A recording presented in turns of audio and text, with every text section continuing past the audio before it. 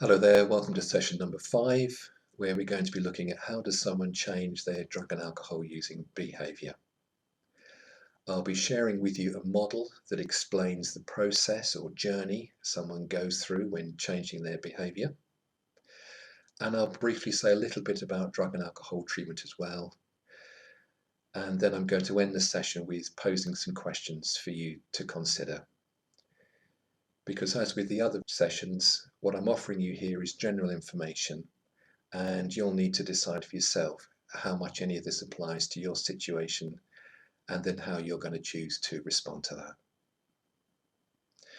So with that in mind, I'd like to share with you the slide, which is of a model called the cycle of change. So here is the cycle.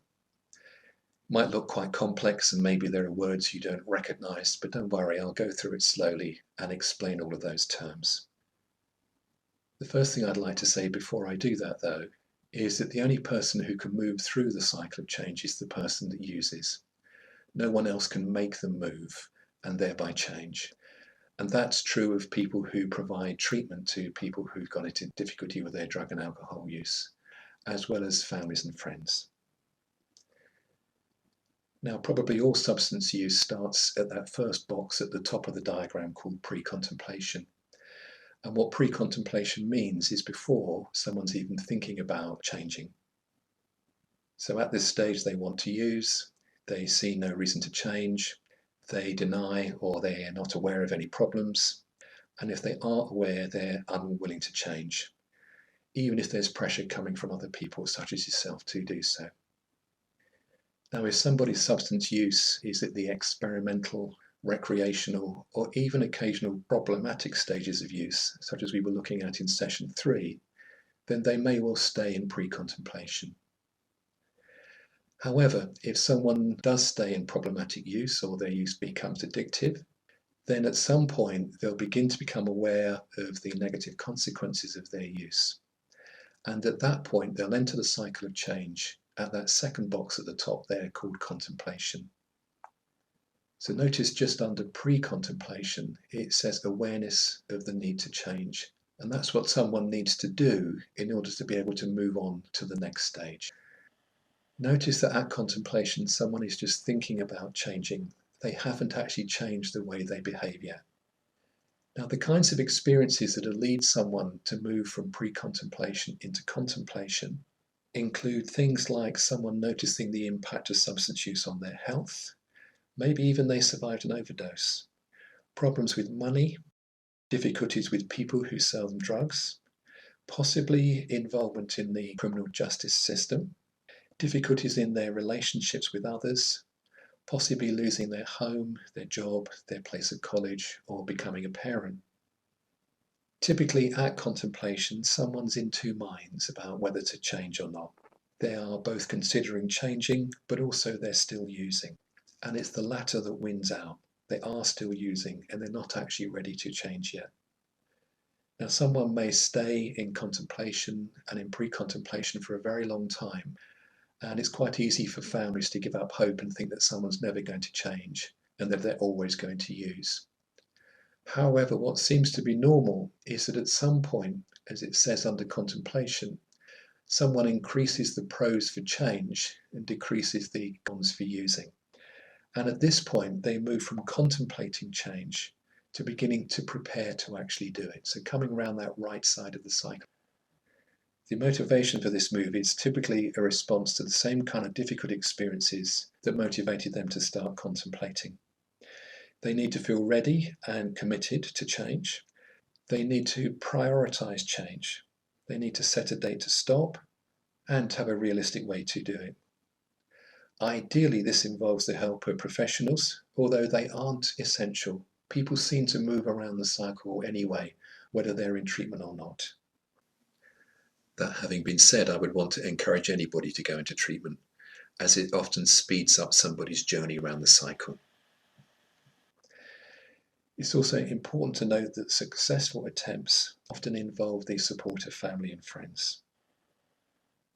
So as it says in the box there, someone needs to develop the commitment to change and also to plan for that change. Notice that at this stage, someone is still using. It's not until they actually come down to that next stage called action that their behaviour actually changes. So it takes 4 stages of the cycle before someone actually stops using. To actually take action involves various things. Someone needs to be motivated to take action, and often they do so having hit rock bottom, which is where they experience the kind of negative consequences of their substance use, which I spoke about earlier, and reaches the point where they decide it's no longer worth using. They need also to have enough hope of success and of having a better life without substances. They need to have a strategy for stopping using, and they have to have enough confidence in their own ability to change and to have enough support from others. Often at the action stage, someone feels self-doubt about their ability to change, and they may well feel the loss of using substances too. So notice that underneath action it says implementing and revising the plan.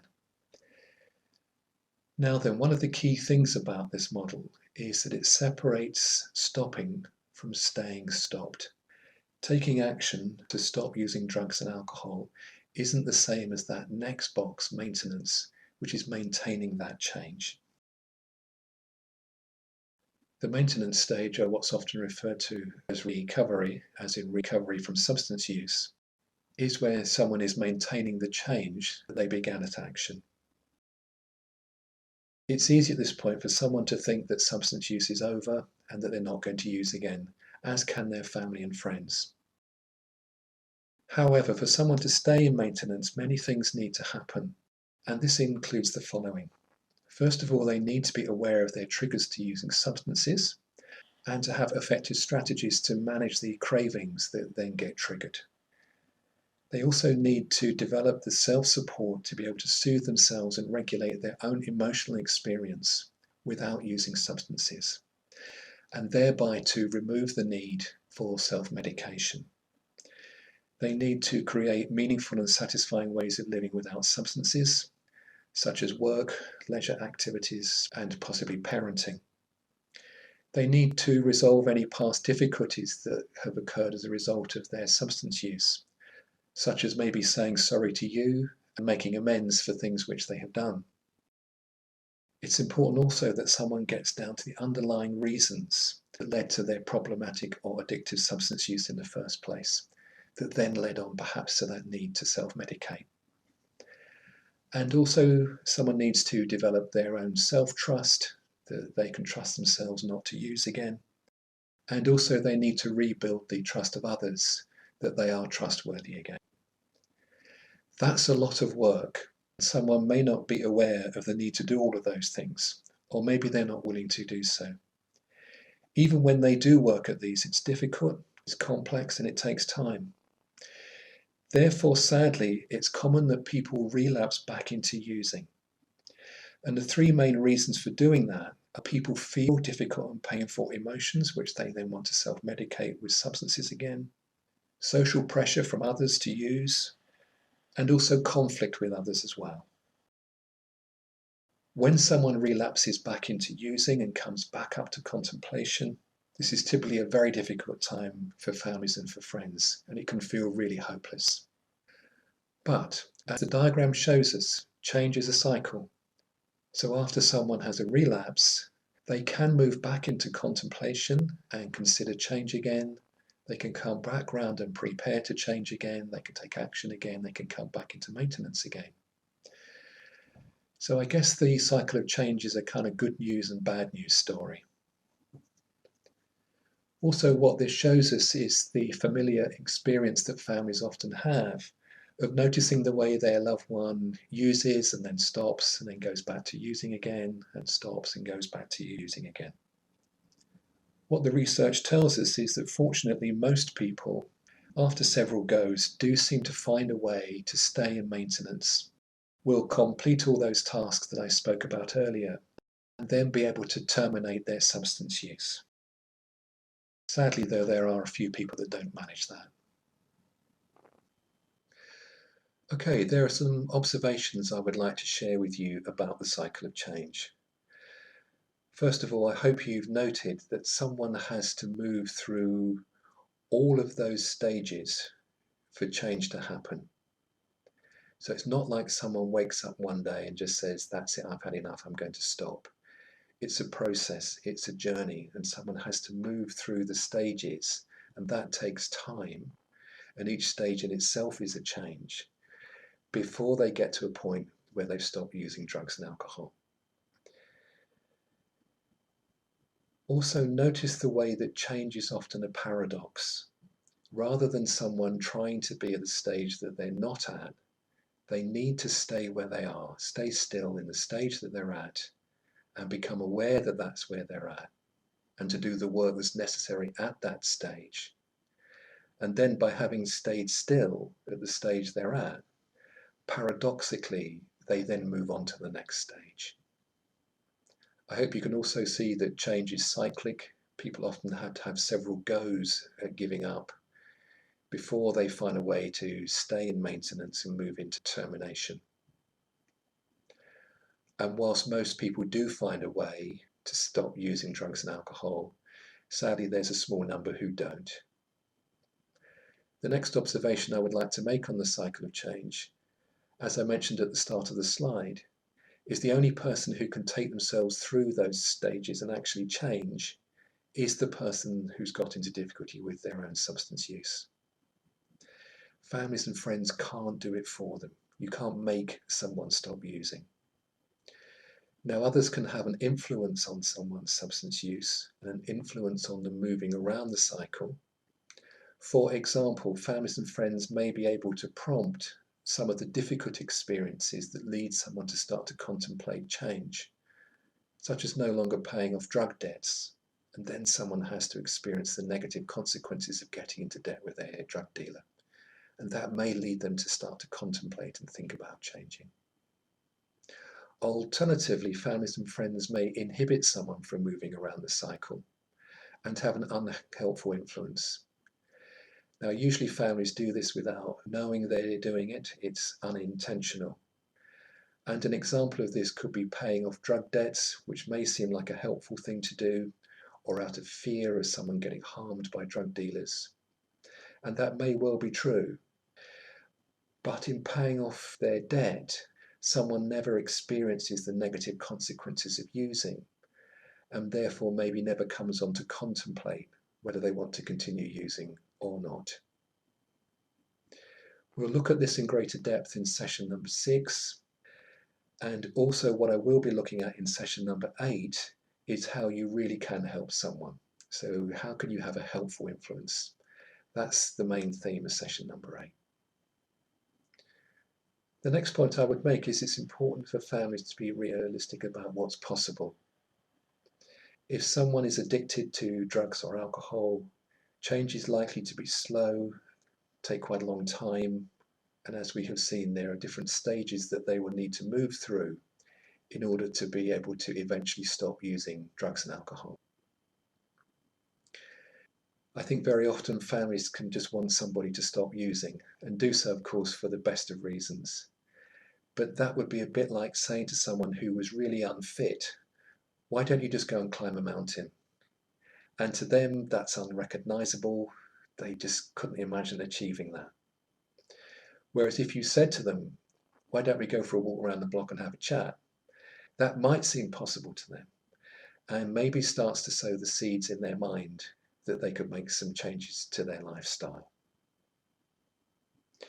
There's one last comment that I would make about the cycle of change.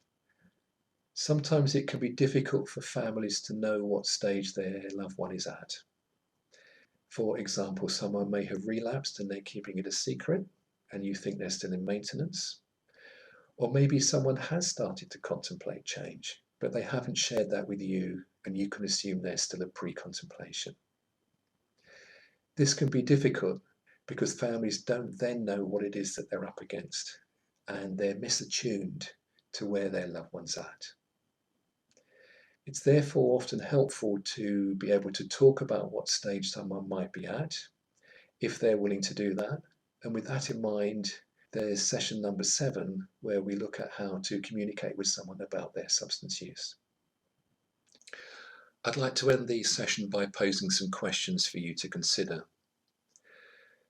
The first one is, what does it mean for you that it's only the person who's using who can actually change, and that you can't do that for them? Also, you might want to consider this idea of influence, that families and friends can sometimes influence someone's substance use, which was touched on briefly when we looked at pre-contemplation and contemplation.